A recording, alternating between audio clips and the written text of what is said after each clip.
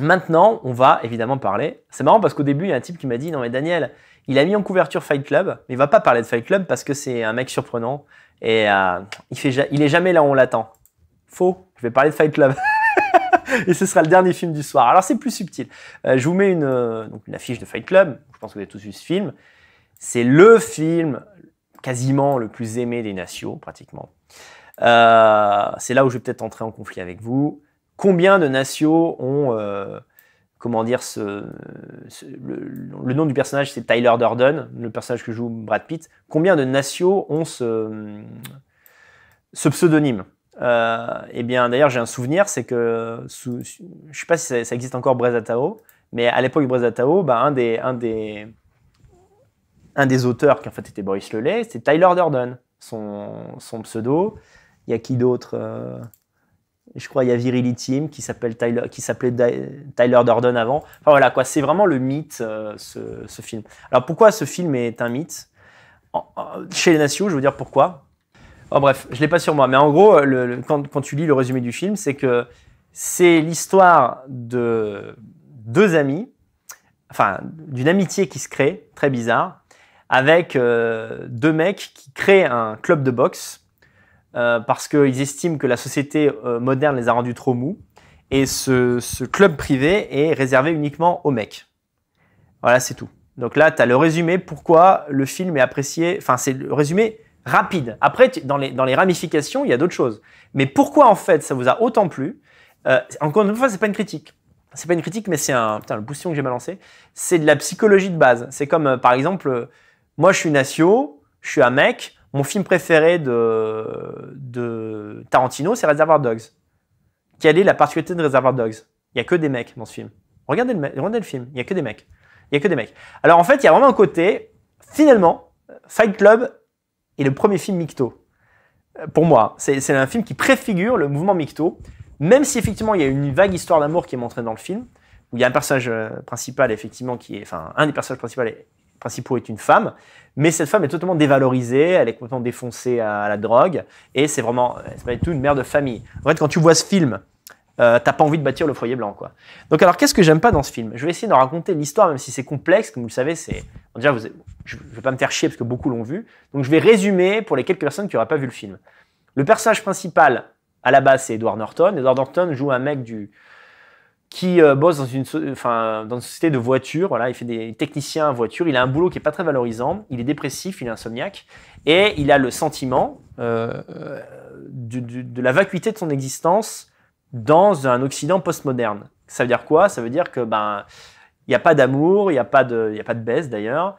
Il est dans un excès de consommation qui ne le rend pas heureux, ce qu'on appelle la surabondance sans joie.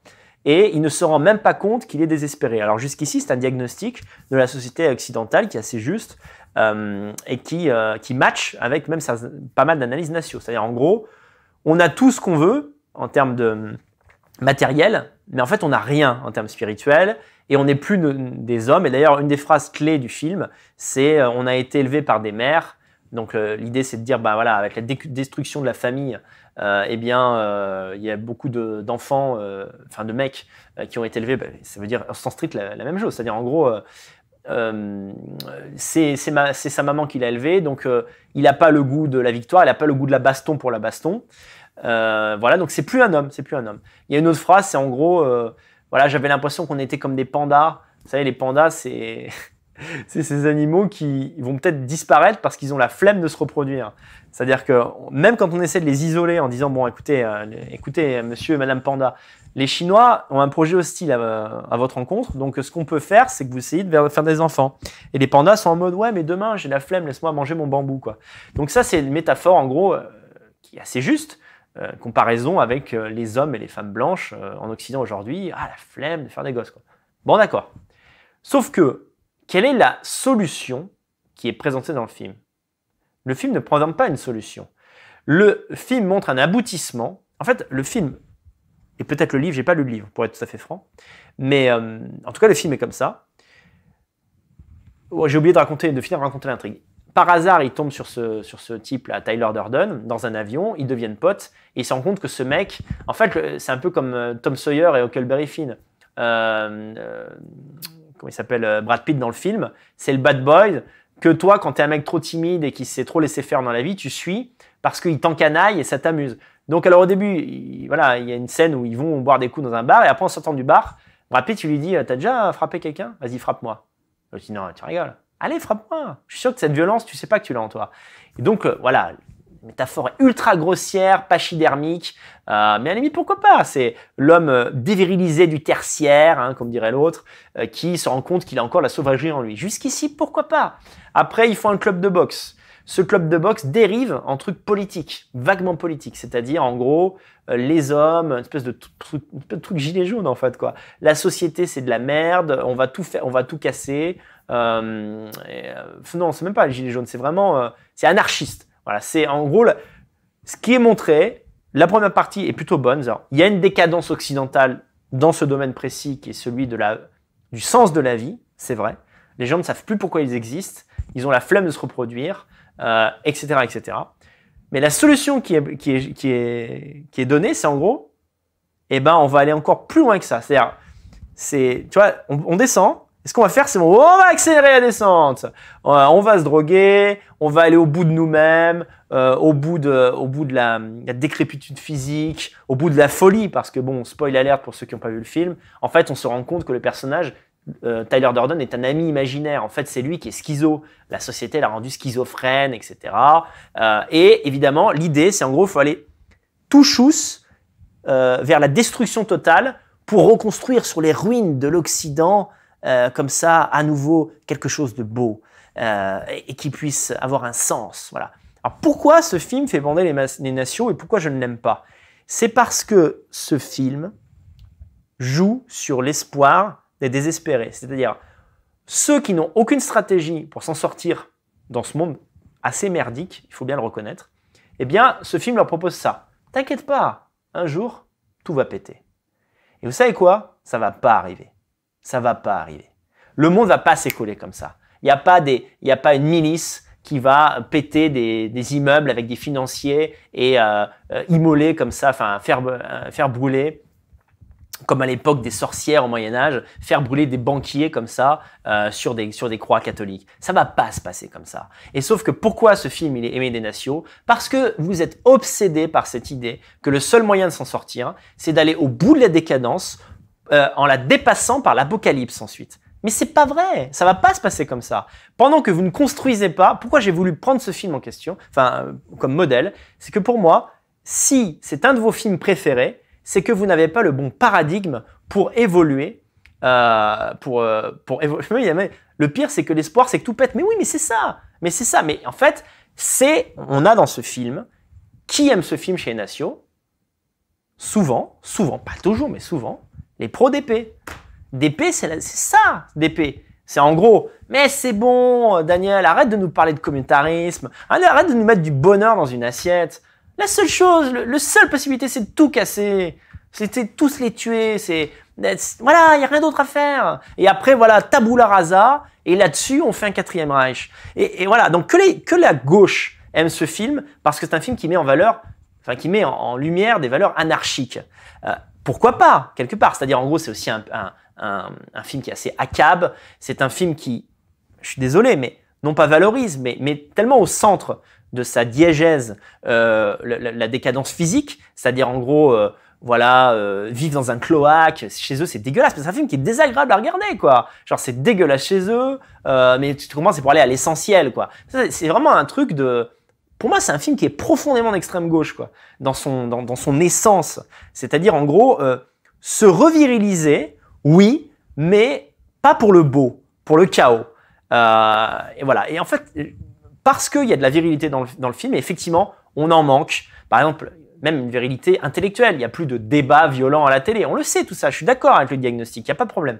Mais on va dire, les nations confondent virilité de droite et anarchie et violence de gauche. Et en fait, ce que met en avant le film, c'est l'anarchie. C'est ce qu'on voit aussi dans la Casa de Papel. Dans la série La Casa de Papel, on prend le parti des braqueurs, finalement. À la fin, et plus ça va, plus ça avance. Commandante Che Guevara, les petites gens contre le système, avec les masques de V pour Vendetta, c'est la même chose. Et vous savez ce que c'est ce film, Fight Club? C'est Joker 20 ans avant. C'est exactement ce que je reproche au film Joker. Joker, c'est la même chose. C'est une analyse du monde crypto-natio, mais finalement remis dans les clous du marxisme. La fin du film. Alors attention, c'est des bons films de cinéma. D'ailleurs, je trouve que Joker est un meilleur film de cinéma que Fight Club. Je vous le dis. Il y a vraiment des très beaux plans dans Joker. Et puis c'est vraiment bien joué par le Joaquin Phoenix. Fight Club est un film que j'ai pas trouvé. Pour moi, c'est pas le meilleur film de David Fincher, loin de là.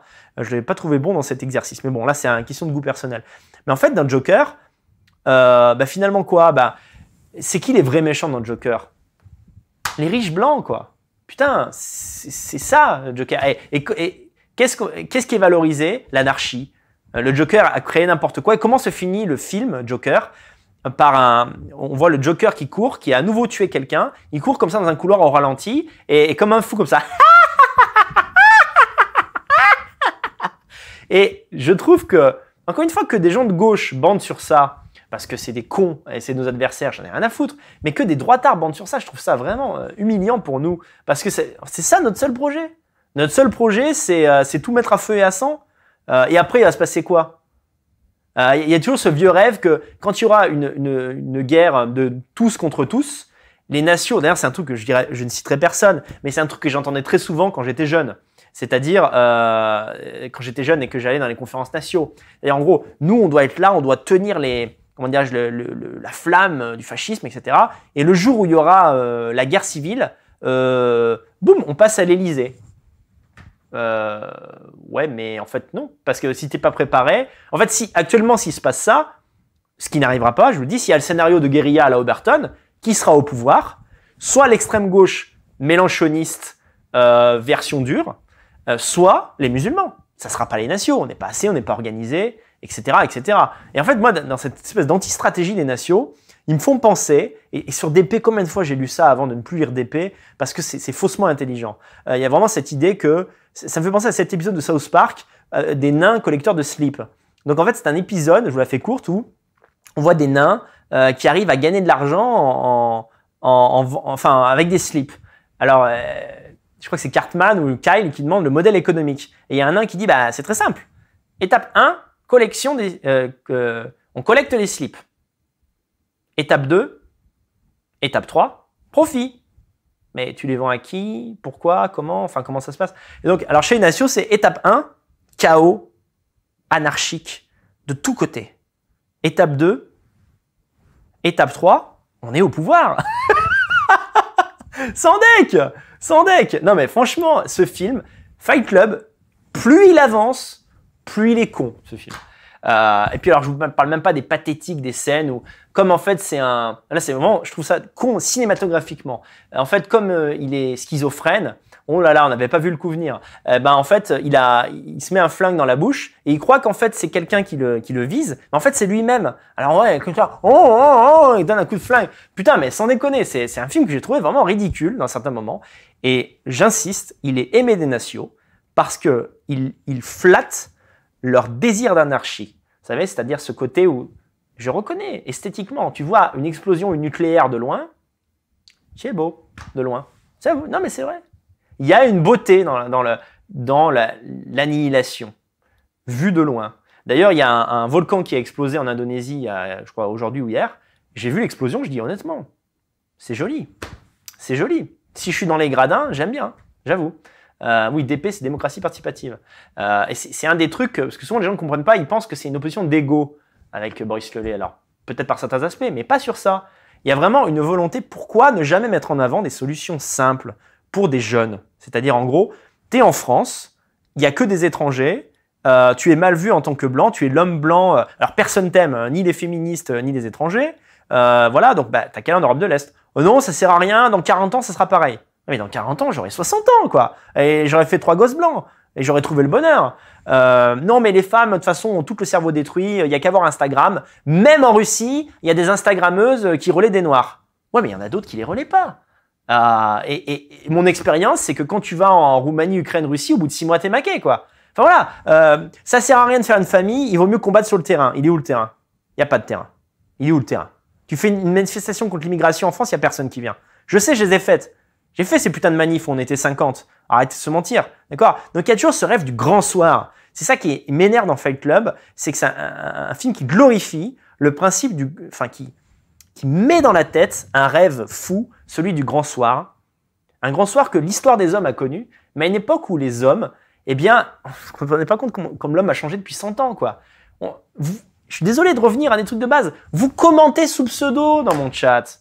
Vous commentez sous pseudo dans mon chat.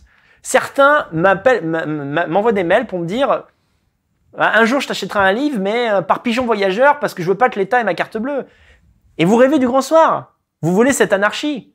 Pourquoi vous aimez ce film? Pourquoi vous aimez ce film? Ce film montre un personnage à la dérive qui sombre comme ça et qui en plus esthétise sa décadence pour en faire un théorème. Alors vous allez me dire, comment dirais-je, les plus coquins qui sont en train de changer d'avis à mesure que je suis en train de les convaincre, vont me dire non mais en fait ce film dénonce l'anarchie, il la glorifie pas. Mon cul, ouais, mon cul. Vraiment, c'est un film culte pour la simple raison qu'il a mis à des jeunes mous qui étaient des geeks une claque en leur disant mais hey, vous avez une bite, hein, rappelez-vous. Hein. Alors qu'est-ce que vous allez en faire? Et moi je vous dis, bah, mettez-la au bon endroit pour construire un foyer solide et mener une vie heureuse. Et qu'est-ce que propose Fight Club? Tu prends ta bite, tu fais l'hélicoptère et tu pisses partout. Putain, c'est un film gauchiste quoi. Je suis désolé, Fight Club c'est un film de gauche. Alors peut-être que Chuck Palahniuk, l'auteur, ne l'est pas, ce que je veux bien croire volontiers quand j'ai lu certains extraits, mais tel qu'est montré le film, en aucun cas il a une valeur positive. Après, que ce film vous ait aidé, vous, à faire une espèce d'étape, c'est-à-dire vous étiez très gauchiste ou très mou, par exemple même avec les femmes, etc. Vous avez vu Fight Club, vous êtes allé en salle de sport, vous êtes revirilisé, vous êtes à nouveau fier de vous, vous êtes plus homme, etc. Bon, ok, ça c'est possible. À ce titre, le film peut avoir une valeur positive. Mais objectivement, intellectuellement, le sous-texte est con. Il est con parce que c'est un film adolescent, destiné aux adolescents pour leur faire croire à une révolution qui n'aura pas lieu. Les révolutions et les révolutionnaires sont récupérés par le système et plus que jamais dans une époque où, en fait, toute radicalité est condamnée soit à finir en tôle, soit à être récupérée par le système et à devenir une nouvelle norme, en fait. L'avenir est à la modération constructive. Et lorsque j'ai compris ça, j'ai arrêté les vidéos dictateurs. Et je vous invite à comprendre ça une fois pour toutes. Pensez communauté, pensez famille, pensez avenir. Ne pensez pas hypothèse de destruction improbable. Ne pensez pas et si on détruisait la Terre pour aller sur Mars? Pour l'instant, il n'y a pas de colonie sur Mars. Et Mars n'est pas terraformé. Peut-être que quand Mars sera terraformé, on pourra faire ça. Quand Elon Musk aura réussi ce projet fou, on pourra peut-être, moi-même, je pencherai peut-être pour cette hypothèse. Mais à l'heure qu'il est, prenez les solutions qui existent et qui sont réelles. Fight Club n'est pas un film facho, n'est pas un film de droite. Vous vous êtes trompé. Voilà mon analyse, voilà ce que je veux dire sur Fight Club aujourd'hui.